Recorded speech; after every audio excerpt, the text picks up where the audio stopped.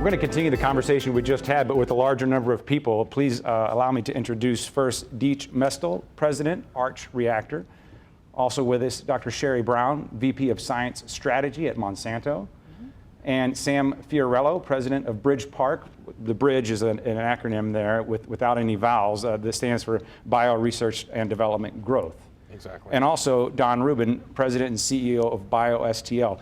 I just want to jump in. Is there any innovation coming out of St. Louis that anybody outside of St. Louis is excited about?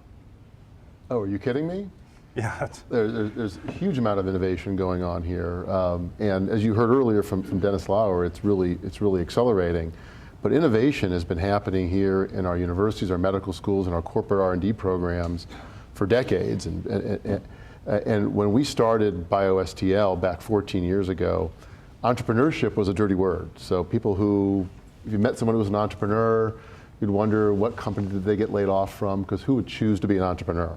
But that's really changed. So we had great universities, great corporate R&D programs, but we didn't have an infrastructure to support individuals who wanted to start companies. But there was great innovation going on, and what we've done in the last decade and a half is begin to really build the ecosystem, the elements of an ecosystem from capital and human capital and the facilities that you heard about, the public policy environment. All of these pieces come together in an ecosystem that now is rich in supporting entrepreneurs who want to take that innovation and turn it into companies. And there is indeed investment flowing here. Those ideas have been validated. It's excellent, very competitive innovation across the board. Really, you know, we have great life sciences, which my organization is focused on, whether it's medical or plant sciences.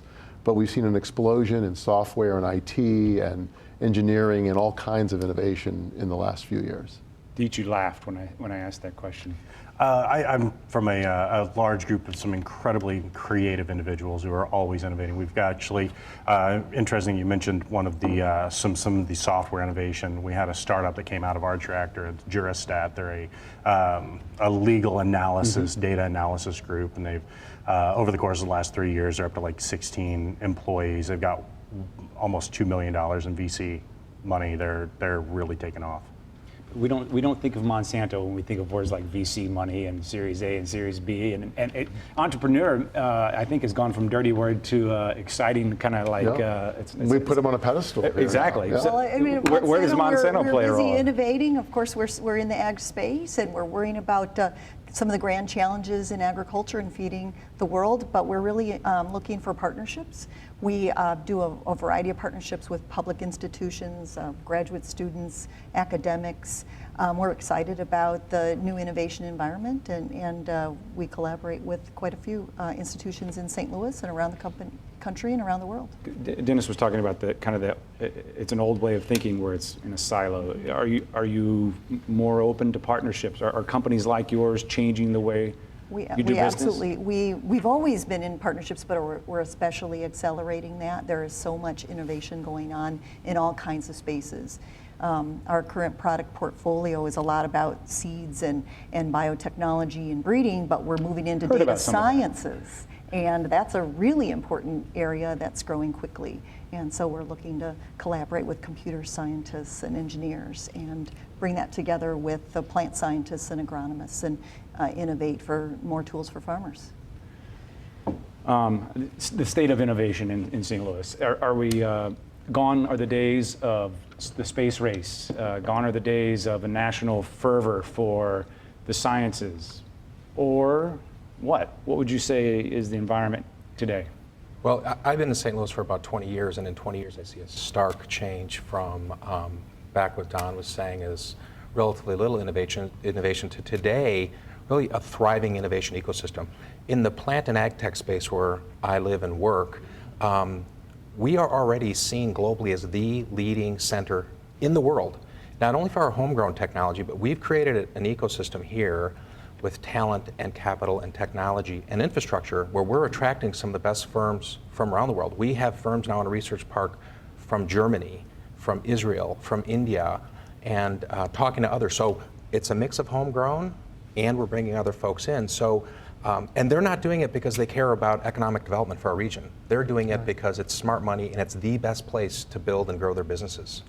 Even a company like Monsanto ultimately is concerned about its stakeholders. I mean, you're not doing things for the betterment of St. Louis. That seems a little cold, but ultimately your responsibility is... No, but St. Louis is our world headquarters. We have 4,000 employees here who live and work and innovate right here in St. Louis. We have locations in Creve Coeur and Chesterfield, and we just created a site in Creve Coeur where we're bringing our Climate Corporation research there. So we're bringing not only the research that has been bringing these products along, but also the new areas and investing in St. Louis. And was there something about St. Louis that made you want to do it here? Well, we're excited. Of course, we've got a strong base as a world headquarters, but we're also excited about the other institutions that are here to collaborate.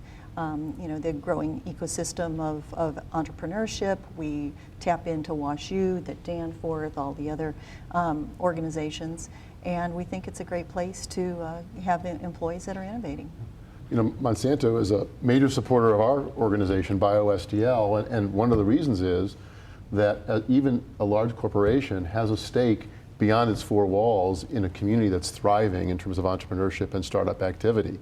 As they recruit talent from all over the world, some of these individuals and their spouses are looking to be able to start companies. They want to be in an environment where there is a robust environment for starting up companies and support and capital and all those things. And so Monsanto has been, as well as some other corporations in town, a very strong partner in growing the startup community, even though they are far from a startup. They're probably the world's largest plant biotech company.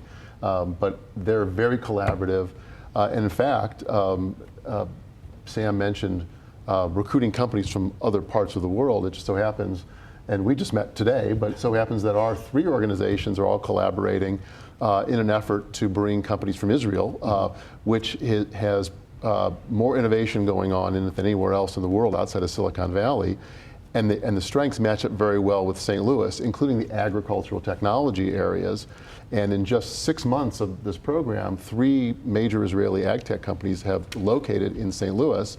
And Sam and colleagues from Monsanto and others are all going to Israel in a month to spread the word. Because we need to spread the word. We really have an awareness gap about St. Louis. I think we've all seen that. Internally or externally? Externally. Well, both, really, but we're talking externally at the moment. I was just having dinner with the CEO of an international company this week, and they're moving their company to St. Louis. But before he came here, he had heard from some colleagues there were great things happening in St. Louis, but he didn't believe it because he never heard of St. Louis. He never even heard of St. Louis. But when he came here, all the things that he had heard were backed up by facts. And now he asks himself, why did I never hear of St. Louis? So we need to do a better job of telling our story. We have strengths here that we didn't have a decade ago, and communicating that's a big challenge for us. Then on the other end of the spectrum, maybe is Arch Reactor, the companies that, or the individuals, how do you see the landscape? Maybe give us a snapshot of what goes on at Arch Reactor. Well, we're actually probably at the far other end of the spectrum. We're kind of the scrappy little, no money, we're pulling together, we're building a laser cutter out of old parts and a tube we got from China, Flux capacitor, perhaps? Yeah, the flux capacitor, get us off the ground. We've really got a lot of people coming in and just, our goal is really to teach anybody that wants to learn. So we don't emphasize entrepreneurship, although I see a lot of really great things coming out of St. Louis, and we certainly don't shy away from it. We've had a couple of startups come out of Arch Reactor, but we really work on teaching people to learn and teaching people to teach and teaching people to do whatever their creativity leads them to do. This sounds a little bit like Jobs and Wozniak in the garage. Yeah, absolutely. That's really, the Woz is one of our heroes. Actually. So what's the spirit? What is this something that's going on in every metro area in the country, or is there anything unique about what's going on in your garage, so to speak? Well, they're all very unique. There's a lot of hacker spaces across the country. They started popping up back in about 2007, 2008. They started, and then they exploded across the United States. There's more than 500 hacker spaces across the U.S. We all have a lot in common, but we're all very unique. We all have a different take on what we do. At Arch Reactor, we're kind of barely contained chaos. We're constantly building something just because it's neat. we sent a weather balloon to 109,000 feet because we wanted to see what it looked like up there. Wow. We built a telepresence robot out of an old wheelchair. You know, everything is very quick. It's very hacky. It's very unpolished. But that kind of fast development, that fast interest, that really intensive study that we do, because we can do something in a week that will take a lot of companies a couple of months because we just kind of jump into it. That kind of stuff really motivates people and really gets some really amazing things.